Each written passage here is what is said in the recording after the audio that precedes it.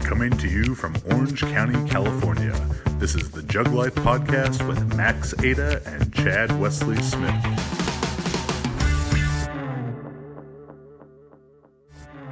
Hey everybody, what is up? Chad Wesley Smith here, bringing you another episode of the JuggLife Podcast. Joined, as always, by miniature Max Montana. You lost a bunch of weight. You lost like 25 pounds, right? I was a kilo lighter this morning even. Oh yeah? Yeah. I don't think I was. I was thinking that after all that asada food yesterday, I would be a little heavier, but surprisingly not. There's plenty more asada-based foods to come this week. And there's another tray of enchiladas that Marissa had promised to me. So those will be getting made this week. Enchiladas were delicious. They are. Marissa, you make fantastic enchiladas. Yes. Will she hear that? We don't know. She listens to every episode. Really? Oh, yeah. Well, they were wonderful, Marissa. Listens to every episode, plus has attended by far the most clinics. Oh, for sure. She has to. She has to have. At least 50 clinics. Says she always learns something new. She's probably lying, though. So today, we're going to be talking to you about exercise variation, the principle of variation, and then some of our personal favorites to include in our athletes programming, talking about what variations address different issues in the lifts for both powerlifting and weightlifting, and how you can improperly apply variation, and then how you can strategically apply variation and make it work for you. So before we get into that, thank you to our sponsor, Margaritas and Military Press. It's a lifestyle. Also, we have a ton of new apparel up at store.jtsstrength.com. And shirts like this, little Gangsta SA bandana print in here. A bunch of different prints. We don't have any blue bandana one, so I'm sorry to any of our listeners from the Crips, but depends where you live. You might not want to buy this particular variation of the shirt. But so make sure you go check out that stuff. All kind of new floral prints, bunch of new shirts. So go check those out. So Max, what is variation? Variation is the strategic manipulation of training variables to prevent staleness or injury and to augment the training process itself. Anything that we're doing in training, any of the variables we have, exercise, modality, sets and reps, intensities, those things are training variables. So any of those being modified or changed. Primarily, we're talking about exercises, I think. Yeah, and that's what we'll talk about the most today is our different exercise selections, but you can introduce variation to training all the different ways that Max said. So actually using different exercises, loading them a different way, so different intensity schemes, different set rep schemes. That's all way to create new stimulus to drive adaptation in training. And the reason that variation is necessary is to prevent something called adaptive resistance. And adaptive resistance more or less means the longer we do the same thing, the less effective that thing is going to be. Max is the best example of this, having spent 13 years of his life in adaptive resistance, doing the same.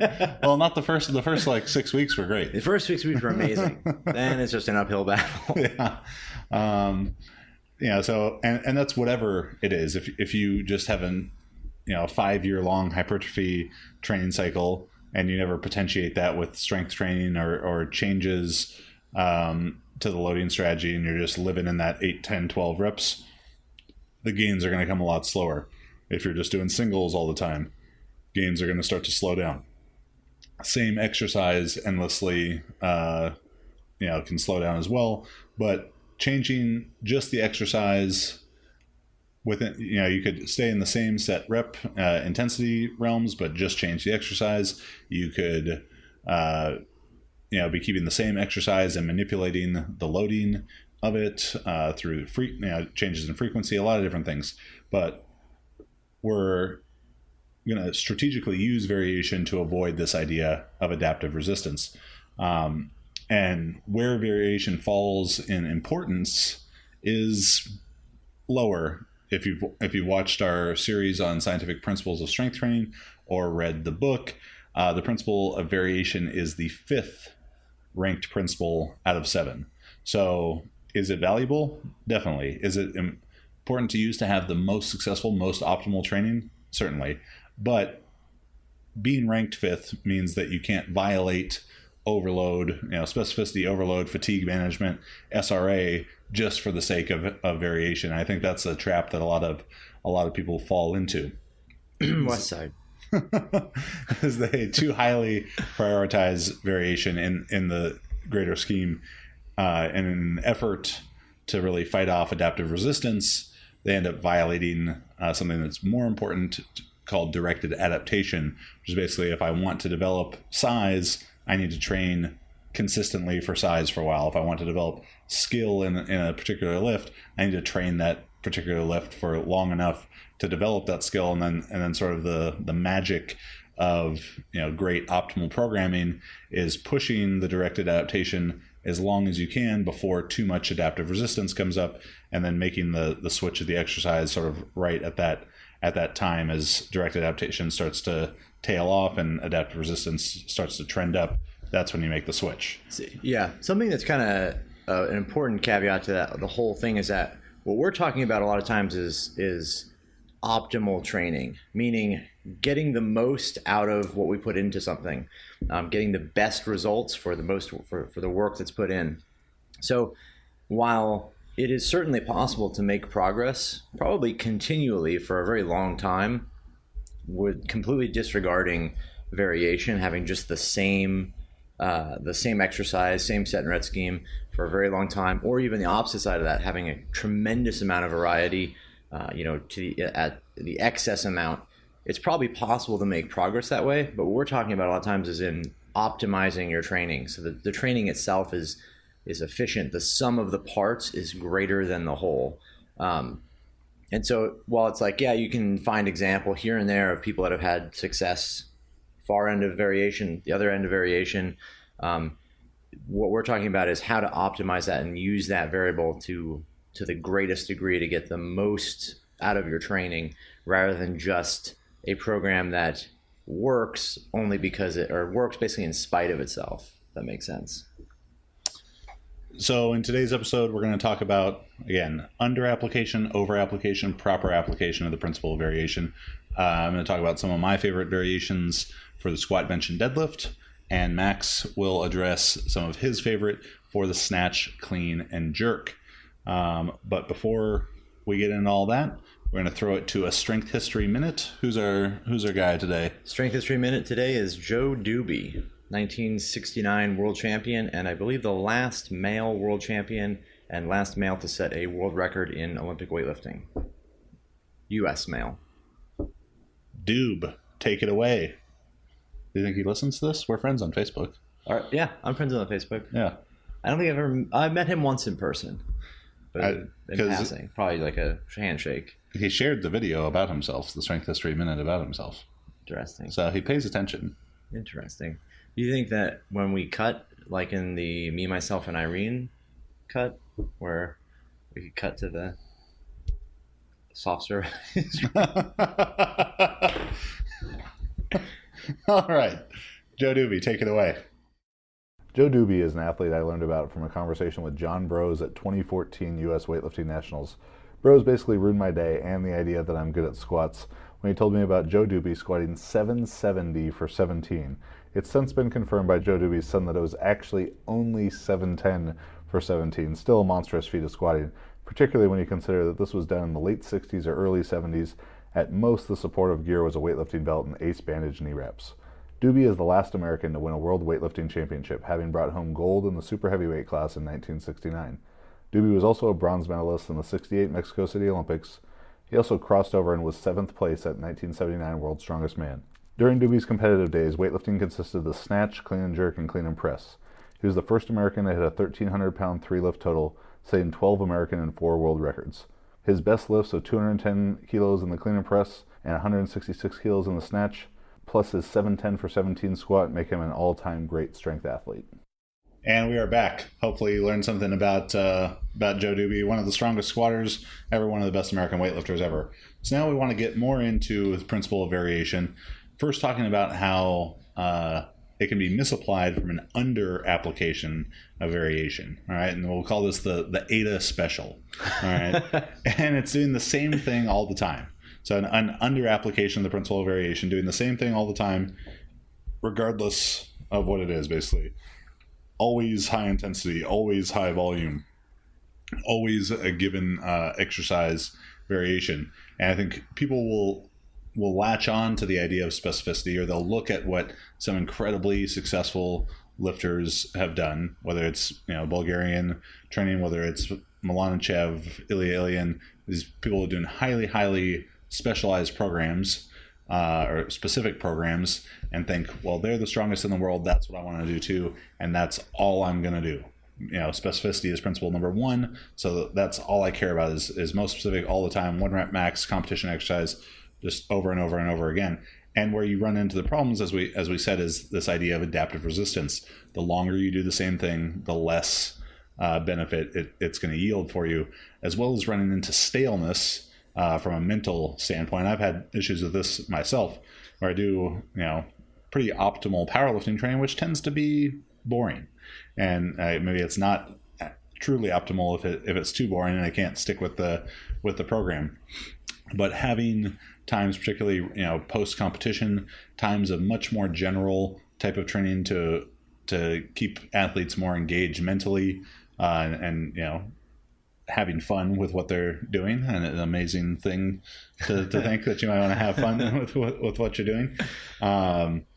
So those would all be examples of an under application, and really too much of the competition exercise, because, and there are different schools of thought on this, but if all I do is competition bench press, but I have weak triceps, how can I overload the specific musculature of the triceps to bring them up relative to the other muscle groups? And that can go for any of the lifts. The weak muscles will stay relatively weak.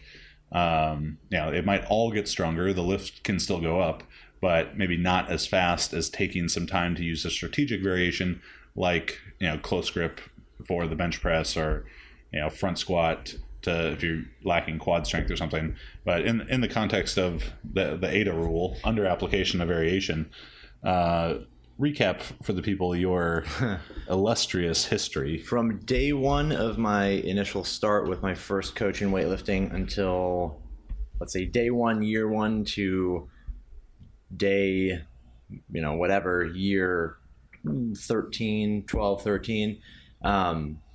The only variations I did were classic snatch, classic clean and jerk, power snatch, power clean and jerk, and front squat.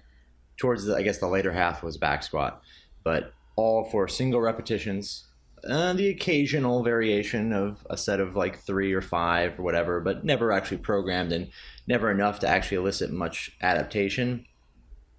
And it would be like one random. It'd be like out of nowhere on a Tuesday, you do a big front squat, like, hey, let's see how many times I can do 400 pounds, and you do it for 5 or something. And so you weren't even doing like back down. We would do back down sets, but it'd be singles. Oh, back down singles. We'd work up to like a top single in the squat, and then our back down sets would be like do 2 more singles, 10 kilos lighter. And how did Uncle Ivan tell you for the day? 5 kilo more. Yeah.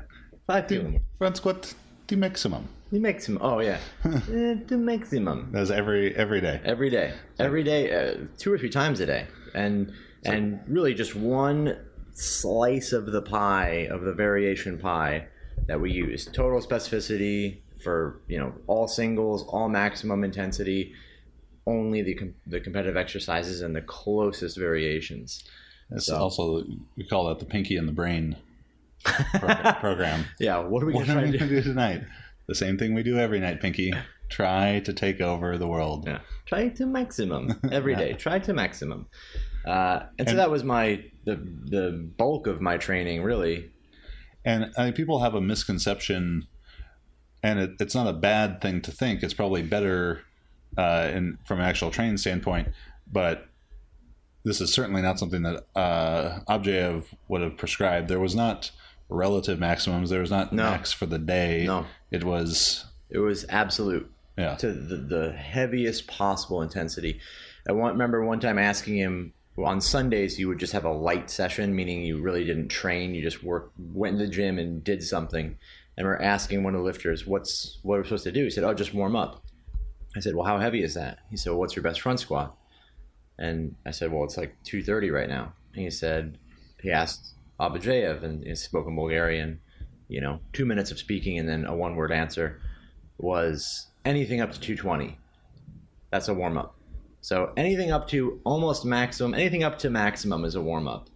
And so we just worked up, and that was it. Really, really easy because you have all these adaptations specific, that are for exactly what you're doing. There's just no foundation to build on above that. So you're able to do maximum weights, super heavy intensities, singles, what you've trained very, very well, but pushing beyond that result and building a new functional level beyond that was essentially not possible, or was just extraordinarily slow and very, very unproductive on top of a precarious foundation of possible injury here and there. So that was my experience without didn't even know variation. And physical injury is one thing. What about emotional? Yeah. Well, when your soul gets hurt. It just crushes you. That's the first thing that happens in the idea of overtraining. I guess the terminology there's a lot of discussion, I think, as to what the terminology of overtraining really means. But what's really important is that the idea of becoming stale and becoming unmotivated is you have to be a highly motivated person. You have to be highly motivated to do these things, to become perfect in technique, to become very strong, to train hard. So when your training results in something that basically makes you not want to do it on such a level that you find ways to avoid doing it, you've killed your motivation. And so, it's very, very difficult to start pushing into new boundaries and breaking into new boundaries and kind of reaching new levels. You're sort of stuck in this place where when you have any motivation, it's quickly sapped or quickly lost because the exercise and the training itself is so monotonous and so just uncomfortable to do mentally and psychologically that, you get very little out of it. Well, I remember you telling me a story. Maybe you were 6 weeks into training with Abajev, and it was around Thanksgiving. Yeah. Yeah, I mean, I my best front squat at the time, probably going in, was about 230 kilos. I probably weighed about 88 kilos. And I went into the gym on Thanksgiving was a Thursday, and it was a Thursday that year. On Monday, I went in and I could front squat, 220 or something like that. Went to Tuesday, got crushed with, 200, 205. Wednesday, couldn't even front squat 70 kilos. So I walked up to the bar, took out the rack, squat down, and just nothing. Just not just a lack of physical strength, but a complete, if someone had been like, you can die at the bottom of this squat, or you can dump it and go and do something else, but dying is the easiest option, I would have been like, yeah, I'll just take death. Just kill me now at the bottom and I'll be fine. Couldn't stand up. I couldn't stand up with 70. I could barely stand up with anything. And this too, so you were about 6 weeks into training with Abajev, yeah. Right? And after 2 or 3 days, you'd made some huge clean and jerk or huge. So the first day I went there, I think my best power snatch was 110. I watched Nikolai Hristov snatch 185 kilos, which was better than my clean and jerk. Within 2 weeks, I power snatched 130. And that's when Abajev said that you'll be Olympic champion. Yeah. He's an Olympic champion. Then this day, after I get crushed and molested by the bar of 100 with 70 kilos, and it was probably more like 2 or 3 days. Show me on the doll where the bar hurt you. There was an Alico bar sized hole in my heart when I couldn't stand with 70, and it was probably more than one day. I was just broken, couldn't go anywhere. We took Thursday off for Thanksgiving. Well, what did Abajev call you? Oh yeah, I'm jumping ahead. So I miss 70. Just can't do anything. I'm just sitting there, just destroyed.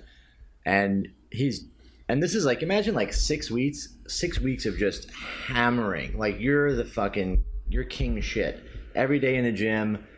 The Bulgarians are telling me you're gonna fucking die. You gotta stop. Slow down. I'm I don't understand what you mean. This is America. You just work super hard and you get to the top. 6 weeks in, you hit this brick wall. Abajev is like, this guy is great. He's awesome. And Martin, my good friend, he's like, you got to stop. You're not, this is like, this is not how the system works. He's trying to teach you about the Krushka. He's trying to teach me about Krushka. So I'm there, broken. First rep, I missed 70 kilos in the front squat. Abajev looks at me, and that's it. It's fucking over. It's like, this guy is just fucking lazy as shit like everybody else. He missed the rep. He just quit. He gave up. He can't squat. He doesn't want to train hard. 6 weeks of just bleeding and grinding and fighting and crushing. One missed rep at a lightweight, and suddenly you're just a huge vagina. Like, just get the fuck out of here. And he says to me, I want to say someone was like, didn't you say he could be Olympic champion? And he says to everybody, he says, he's Olympic champion of no training. No training. So I went from like a 10 to like a -1, back down to shit. I remember asking him too. They had a term. The term was like teshek, which means roughly like you have one testicle. Like you're kind of like this. I guess that's like this, insult. So I asked him. I was like, "Well, what do I have to do to redeem myself?" And he's like, "Well, you'd have to, as a 94, you'd have to clean and jerk, a big weight." And I said, "Well, as a 94."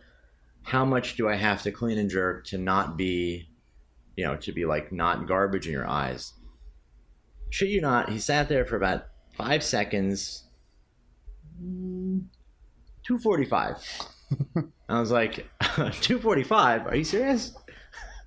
I was like, do you mean like 245, like with no doping control? And he's like, I don't care if you eat shit, 245. So he had standards that were like impossible up here. And then when you didn't even come close halfway, you're garbage. So there's no leeway in there. But that was the system too, right? Yeah. There's nothing but only here at the top, and everything else is worthless. But then you had Thanksgiving. Then Thanksgiving, we took Thanksgiving off, and on Friday I came in. I think our front squat had a PR. So, clearly it worked. We should do it all the time. No, and that wasn't related to like any increase in recovery. I don't think. I think all that was related to the psychological benefit of, for one, not being surrounded by, basically the Adolf Hitler of training, and you get a day off and you rest, and then you come in mentally so refreshed. Imagine if you've been in prison for 6 weeks or 6 years. That first day out, you're probably going to feel incredible, even though physiologically nothing's different, right? So I think that's a huge part to say that. Because physically, I didn't really get hurt doing it. I didn't like have my knees blow up, my back blow up. I was physically able to do what I could. I mean, I couldn't stand with 70, but that was much more psychological. And to show like how significant variation can be if it's underutilized, the psychological aspect is probably the first thing to go. Granted, that probably could have been mitigated much earlier on had we had some variety or had some kind of variation in the training stimulus over and over, but I think that goes very much to show that the psychological side of it is definitely the first thing to degrade. So those are all examples of the under application of variation. How are some people over applying it? Well, I think the biggest problems with over application, the overuse of variation, are certainly going to be in people that are going way outside the boundaries of specific exercises. They're missing the boat because they have so much variety in training. There's no directed adaptation. If you have 15 different bench variations, you get 70 different squat variations. There's just no way that 70 different variations are really having an impact that they could. I think when you get into that with too much variation or too frequent of change, and such a big exercise pool, it's not only a variation of specificity, but also a violation of specificity. It's also a violation of overload, because there's no way to track improvement and track changes in the exercise. Because if you're trying to say like, okay, well, the last time I did this exercise was 4 months ago, and now I produced this result on it, it's like there's so many variables in between those times. It's like, did only your technique improve at the exercise? Like, did you actually acquire any more skill or strength at it?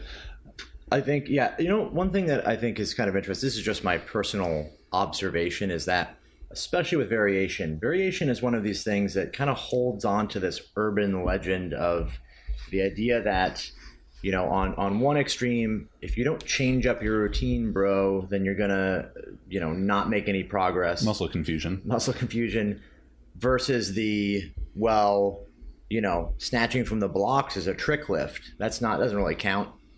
They're both on the extreme, but generally I would say the bigger violator there is having this idea that you have to have really constant high frequency changing of exercises or changing of the routine in order to sort of stave off staleness. Because in my own example, that didn't even exist, and there was still progress over the course of some time. I think if you had somebody in the opposite side where there's constant change, it would be probably even less progress. That'd be my observation. I can't back that up with any kind of science, but particularly if specificity is principle number one, right, and you're violating that. Yeah, and you're violating that for a lower ranked principle that right. I'd rather, if forced to choose, only specificity is better than only variation. Right. Luckily, we're not forced to choose. Yeah. So the other thing too is that the really high variation, the constant change in constant frequency, is people are directing too much energy to things they don't need to. Right? You can put too much energy into small exercises or like sort of assistance things, bodybuilding type movements for weightlifter, things that will eat up your ability to recover just because of the energy expenditure there and the fatigue, and then not produce the results you want. Yeah, I mean, that's another inherent violation of specificity.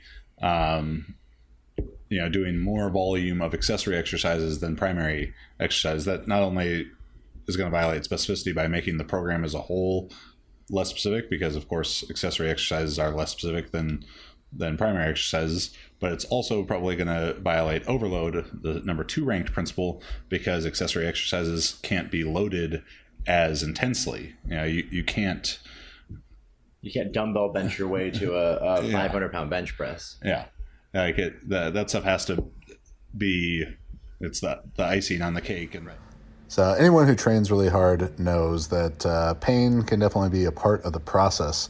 And for me personally, I have been living the last several weeks with very, very severe, debilitating, frustrating sciatic pain. And right around that same time, totally randomly, very conveniently, BioWave Go decided to come on as a sponsor, and they sent me one of their units, and I can say it has definitely been helpful over the last several weeks for me to be able to just hook it up, get some improved blood flow before training to improve my warm-up so I can actually get through a training session. Maybe not entirely pain-free, but definitely pain-reduced. Or if I'm just sitting trying to work, answer emails, do all that stuff for a while, and leg starts to get really stiff from that, can throw the BioWave on there. 30-minute treatment gives me several hours of relief. So I've really appreciated that device. I've appreciated their support as a sponsor. It came about at a very convenient time, certainly. I think they contacted me maybe 3 or 4 days after I'd started struggling with the sciatica pain. So thank you to BioWave Go for supporting the JuggLife. If you're struggling with pain, go and check it out. Superior pain relief technology for people that are serious about leading a pain-free life, used by a lot of NFL and NBA teams. And it's doing this all with patented, FDA-cleared, 100% drug-free technology. So go check that out. Use BioWave Go with a no-risk 30-day money-back guarantee plus free shipping. Works for professional athletes, chronic pain. It's working for mine. So imagine how it can help you get back to living a fuller, more pain-free life. That is BioWavego.com. BioWaveGo.com. So those are some of the examples of over application of variation. So it's too frequent. There's too many variations that inherently at some point are going to become non-specific. So looking at how we can most properly apply it is all going to be strategy and timing. So there are different phases of training. The way that we structure training, general hypertrophy training, strength, and peaking, that some variations are more appropriate And again, variation is not just different exercises, it's also different loading strategies. So of course, hypertrophy training, creating variation in how many reps you're doing per set, even though it might be less specific, and it is less specific to do 10 reps than it is to do 1 rep, it can be appropriate for that phase. You can choose exercise variations as well during different phases that are more appropriate. So during hypertrophy, exercise variations that lend themselves to greater, to be able to perform greater volume. High bar squats, front squats, leg press, hack squat, unilateral work, all squat examples, but those all lend themselves to more volume being done and being able to effectively recover and fit all your other training in than low bar, competition squatting or squatting and low bar squatting and wraps is going to. So those would all be proper application of it based on the phase that you're in.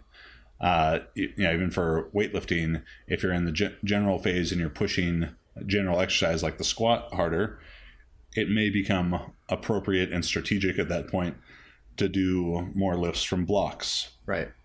Or more, no hook, no feet, stuff that allows you to retain technique, right, without adding more and more fatigue, right, on top of that. Right.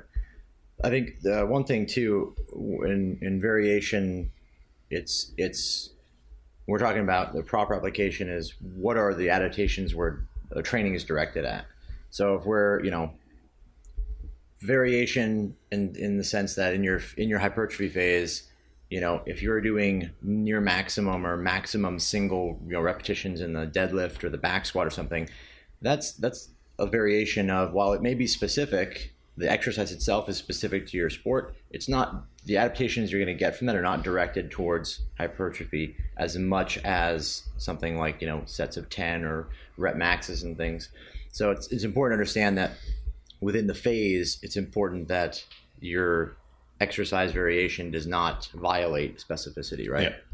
Yeah. So, to sort of sum up proper application of variation, it's about strategic timing, further away from competition, more variation. And that's variation in terms of exercise technique being used. So like what exercise you're actually doing and how that exercise is being loaded. And then beyond that, we want to strategically select our variations that you use at any phase, whether that's, during hypertrophy training, selecting variations that allow for greater volume, whether that's as you progress into strength and peaking, selecting variations that are more specific to competition or allow for greater overload, maybe even a mechanical overload at times. Something like slingshot or reverse band could be appropriate as you get closer to competition. And then, of course, strategically selecting variations that address your weaknesses, because if you have super strong triceps and weak pecs and you want to just keep pushing the close grip benching without doing anything like a wide grip bench to bring up the pec strength, that would be a failure of strategic variation there. And then using variation again, like right after competition, to do much more general training to keep the athlete engaged mentally, to avoid the mental staleness and the psychological effect that can come with just constantly doing the same thing over and over endlessly in training. The technical side of it too, right? Learning and mastering the movement, developing the skill. No variation can prevent the lifter from having a sense as to how the exercise is performed. If they have a slight variation in the movement, different variations of the lift may have a small change that allows you to sort of feel what you need to do to actually improve the technique of the lift. Without any variation, you are going to probably continually execute the lift with the same mistake and ingrain it more and more and more. So the technical side can also be, improvements in the technical side of lifting can also be benefited very much from the proper application of variation. All right, so we're going to take another quick break. We're going to have a little minute to get to know Max Montana over here. And when we come back, we're going to talk about our favorite variations to develop squat, bench, deadlift, snatch, clean, and jerk.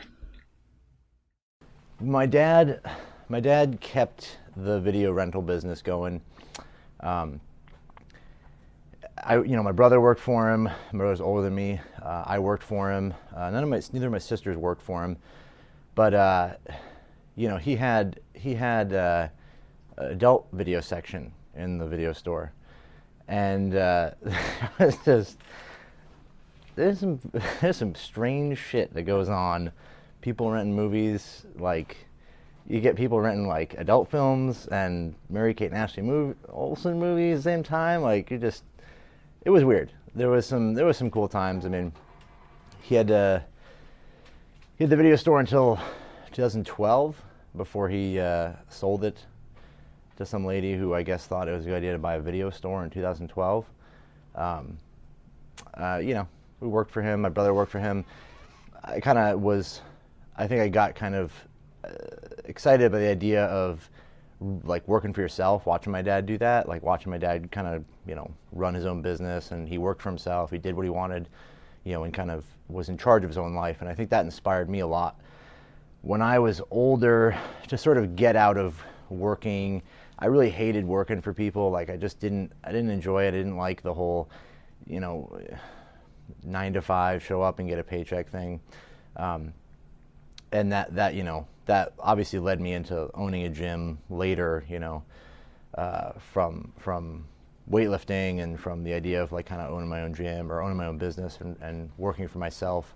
I was kind of a natural progression, I think, to that. But, I didn't go to school. I didn't go to college. I went for 3 weeks because I had to beat my dad, who went for 2 weeks. And so I felt like after 3 weeks and after having beat him, that was sufficient.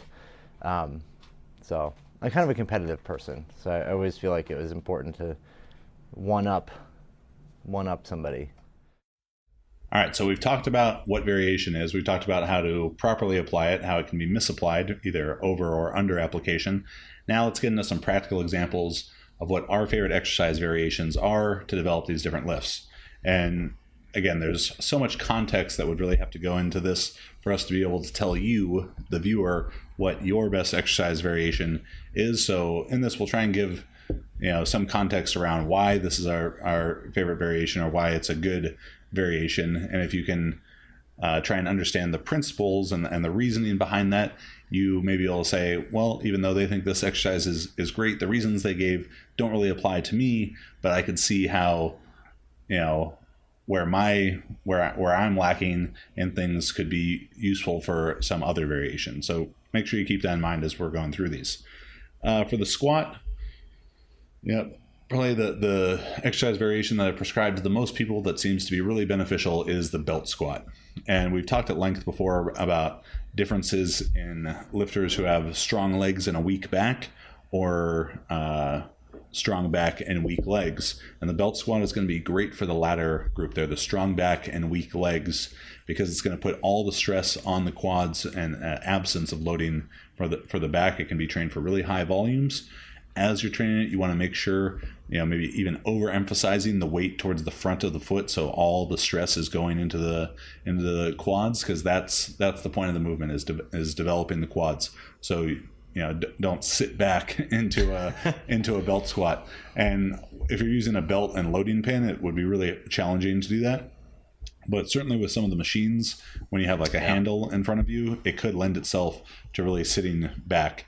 And that could be a useful exercise just for a different purpose. If you really need to develop hip strength or something and you had very strong quads, then maybe the sitting back belt squat could be useful. But I think over the last 4 years, I've probably done like 150 seminars and seen maybe 4,500 different lifters. Because 1,000 lifters. and the weak quad seems to be more problematic. I always find that's funny, and not to mock people, but a lot of times people come up to me and but be like, not to mock them, but not to, yeah. And they'll be like, I'm so quad dominant. And you look down at their legs and you're like, well, your knee is the thickest part of your leg. I don't really understand how that's possible. I think it's just one of those old, quad dominant. They saw it in a lot of T Nation articles. Sitting is a new cancer. Sitting is the new smoking. Sorry, sitting is a new smoking. Yeah, so the belt squat is great, particularly if you do fall in that category. Strong back, weaker legs. We have a whole video about assessing that and finding the differences there. A couple other favorite squat ones. Safety squat bar is really the one specialty bar that I tend to advocate for the use of. Not only can it be great if your arms get beat up from low bar squatting as a good alternative there, but it's also going to put a lot of stress on the quads and build up the upper back. I fucking hate that thing. I used to. It's really uncomfortable. I used to be good at it, but my last go rounds with the safety squat bar, I remember, yeah, that was like a huge drop off. Like yes. Chad's basically 1,000-pound squatter. I remember he's doing like 500 pounds. It was crushing, really uncomfortable looking. It was like 20%, which is really odd because I would have thought you'd be amazing at that. I know. I was always really strong at it, but I used to be strong at it. But yeah, the safety squat bar, because it'll build up the upper back really well. Yeah. Beyond that, for squat variations, just pauses at different places. Remember, when you're doing pause in the squat, bench, or deadlift, you want to put the pause right before your sticking point, because the sticking point is not the weak point. The bar has to slow down to stop. So you want to get stronger where it's slowing down. So if you stick 3 inches above parallel in the squat, try doing pauses at 1.5 inches or 2 inches above parallel and building up strength in that range of motion. In the bench, I think tons of great bench variations out there. One that Marissa and Kristen have both been doing a lot in this last train cycle and been really successful with is a feet up spoto press. Mm-hmm. And that's basically as a muscle intensive lift as possible. And for female lifters, I think it's so concerned with how big can I make my arch? How much can I exploit a shortened range of motion and stuff? The focus needs to shift from that. Technique is great and the setup and the position are great, but that's only going to get you so much if you ain't got any muscle. Like, what are you going to lift the weights with? And feet up spoto press takes away any ability to get a big arch in the setup. It takes away any ability for leg drive.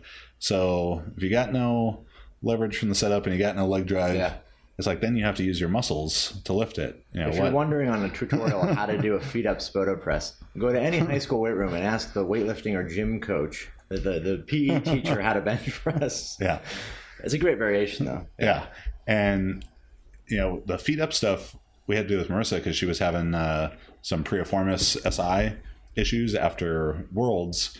So we'd been pushing the feet up pressing a lot and then just went with the spoto on top of that. And it really makes the muscles work because there is no other way to lift the weight.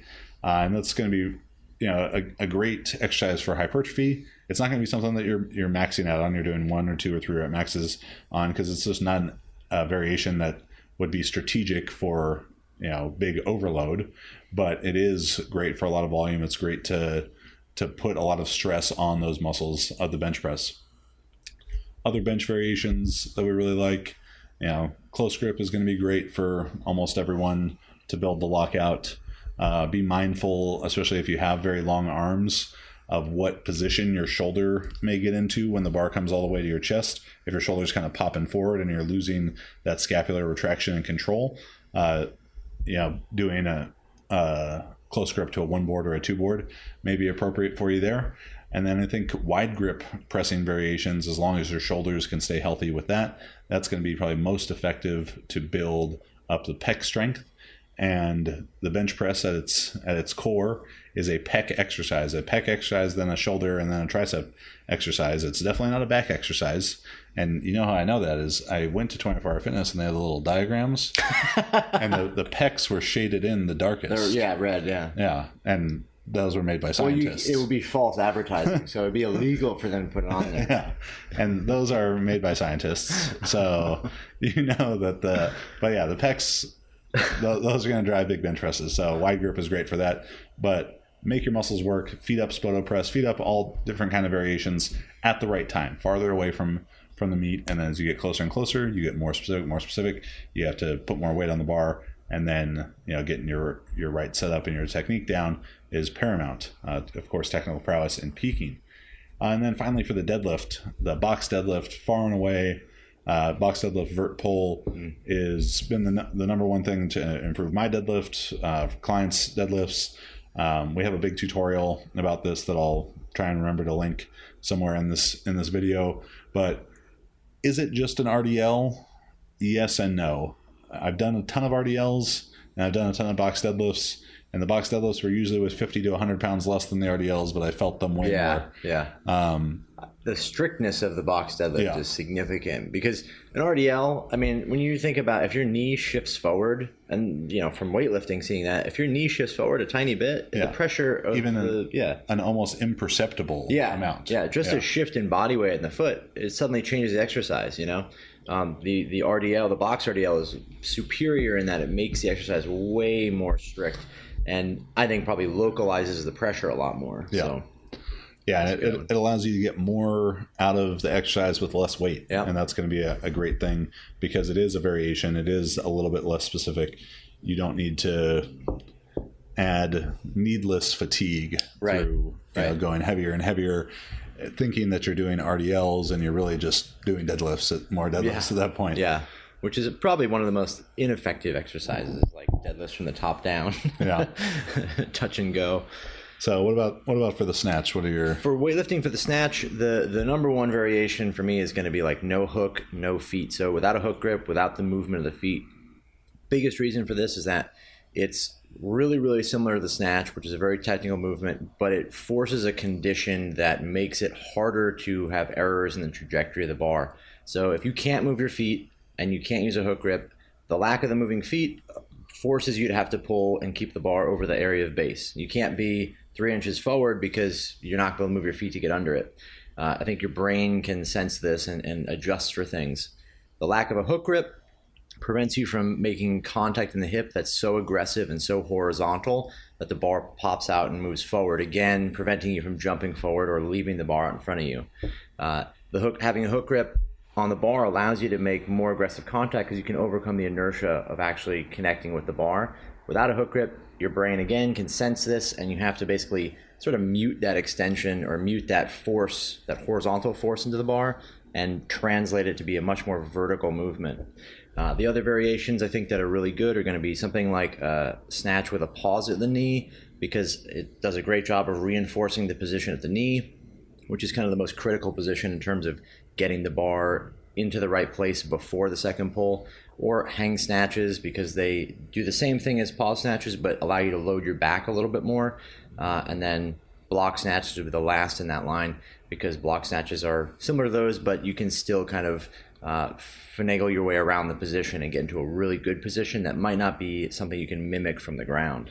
And to that effect, using the blocks or hang, are you of the idea of like teaching the technique from the top down? Yeah, so the reason I teach the technique from the top down is that most of the population we're working with is going to come in after puberty, and they're going to be stiff or tight or have some different limitations. So most people are going to need to work at the very top position, the snatch, the overhead squat, having the shoulders overhead. Starting there and then working your way down just makes the progression more sensible. Starting from the ground, when people have a hard time moving the bar properly off the ground, is really tough. You're basically working upstream in that sense, I feel like. So from the top down is just generally, I think it's better. I think the second pull is such a critical movement, such a critical thing to learn, that you have to start there. And a lot of the first pull is really just getting you in the best position for the second pull, right? Yeah, if you know how to make the second pull really good, the first pull is just a matter of lining yourself up for that.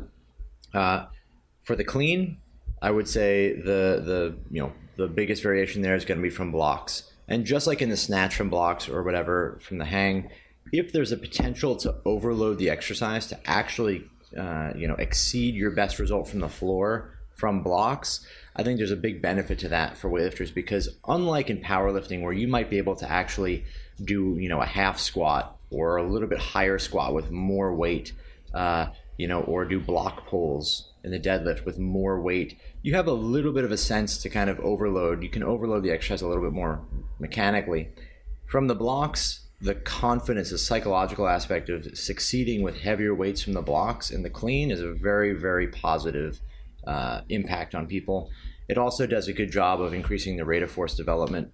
You have so much less time to accelerate the bar from the blocks it's going to force you to be a little bit more explosive. And generally in the clean, the best cleaners in the world, if you watch them, people like Ilya Ilin, the second pull, the explosion in their clean is very short and very, very powerful. They don't spend any extra time extending longer than they need to, and this allows them to get in the bar much faster and with more weight.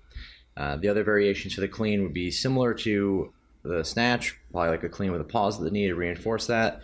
Snatch or cleans from the hang, again, similar reinforcement, a little more work for the back.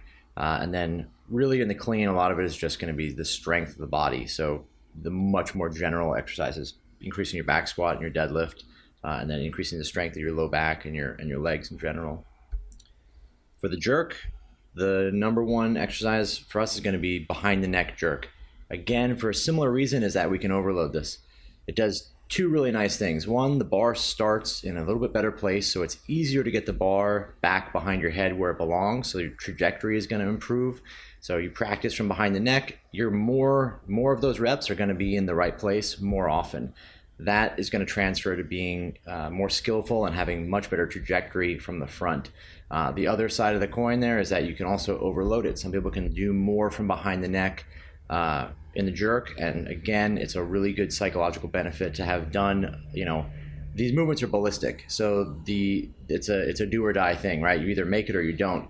Having success with weight that's more than what you're actually attempting, I think that gives you a little psychological cushion, right? I think it definitely takes a certain type of courage to put yourself under, right, a big ass weight. So. Yeah. And then the other variations would be like a push press.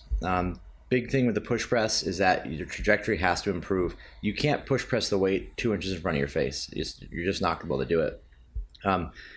Teaches the drive, teaches the dip and drive, gives you more chance to practice the dip and drive and the push press, and then the added benefit of improving the trajectory and strengthening the upper body. In a lot of cases, lifters don't do a lot of push presses because they're sort of resistant to the idea of building their upper bodies up too much.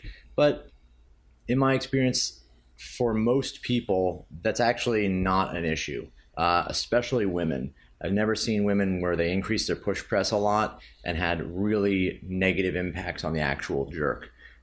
Some men, some people who have really big upper bodies, and Pomp would probably be a little bit less beneficial just because he's so jacked up top that it can cause problems. But in general, push press is a great exercise. And then any other kind of drills for footwork and hand position, press from the split, jump into split, those things are great for jerks because it teaches you the footwork and it just reinforces those basic aspects of the lift. So those are some of our favorite variations. Again, they're not the only variations. They're not even necessarily the best variations. There's variations we've seen to work in these circumstances. So assess for yourself what your situation is, why these variations could be good for you or why you maybe need to find some different ones.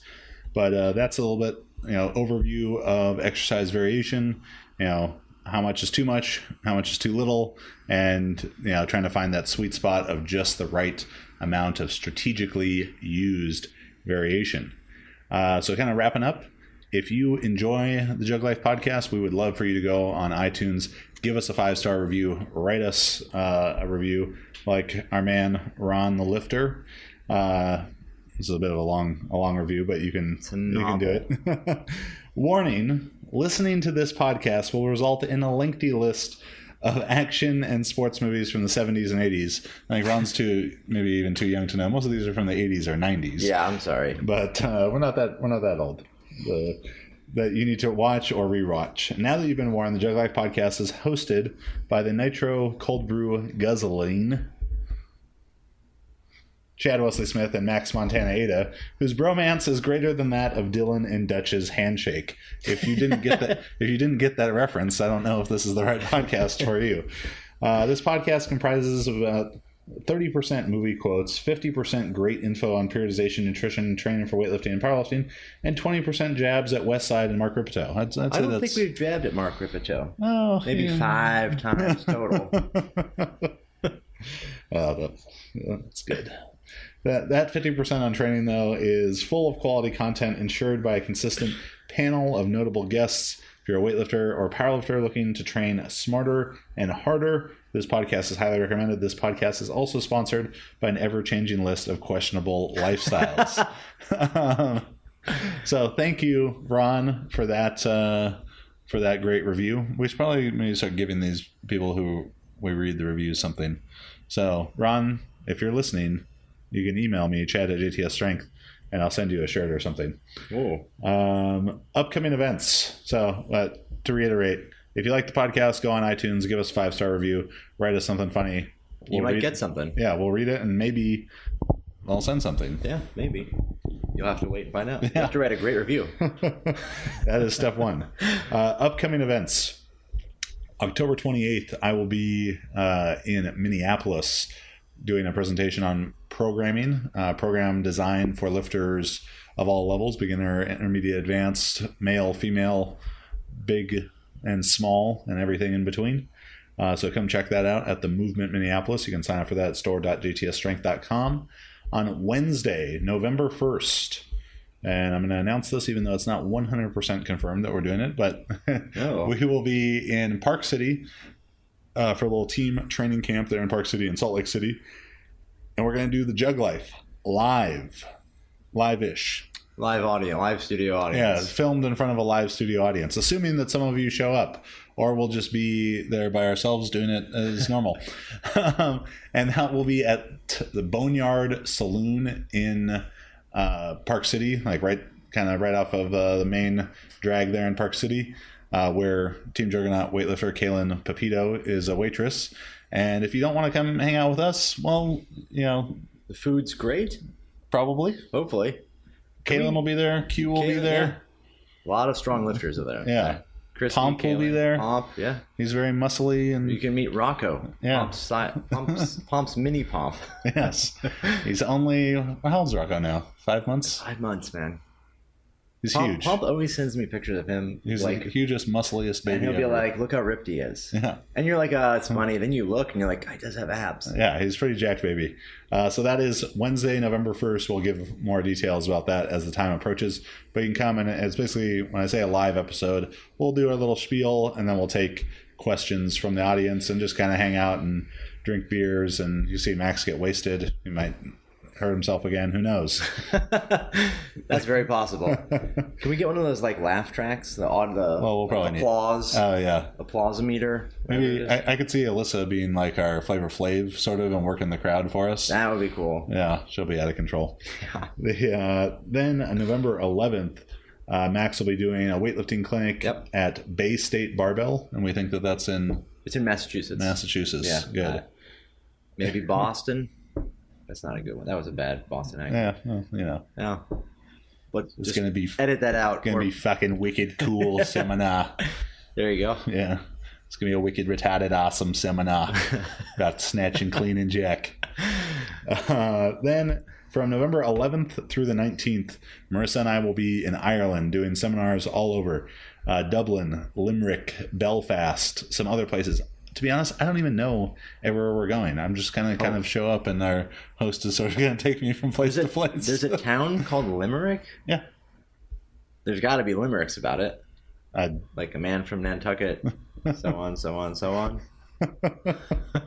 Yeah, so if you want more info on that, I think I'm doing like 4 seminars and a couple small group personal training sessions out there. We'll be in Ireland November 11th through the 19th, so send me an email about that, chat@jtsstrength.com. Beyond that, check out our online coaching, juggernautcoaching.com, powerlifting, weightlifting, super total, all different levels. People are killing it, making very, very big progress in all the lifts, and just kind of a great community of people who are supporting each other, great coaches, myself, Max, Pomp, Marissa, Kristen Dunsmore, Andy Huang, that huge Asian guy, you may know him as, can be your coaches. So yeah, again, juggernautcoaching.com. And then subscribe to the YouTube, share the podcast with your friends who want to get better at lifting things. And yeah, that's it. Where can they find you, Max? Find me on Instagram, Max_Ada, or on Facebook. You can email me, Max@JTSStrength. If you have any questions about the Juggernaut online coaching. And he already said the website, so I can't screw it up. And I'm Chad Wesley Smith, at Chad Wesley Smith, and at Juggernaut Train on Facebook and Instagram, filling up your news feed all day. Thanks for listening, watching, however you're interacting with us, and we'll see you next week.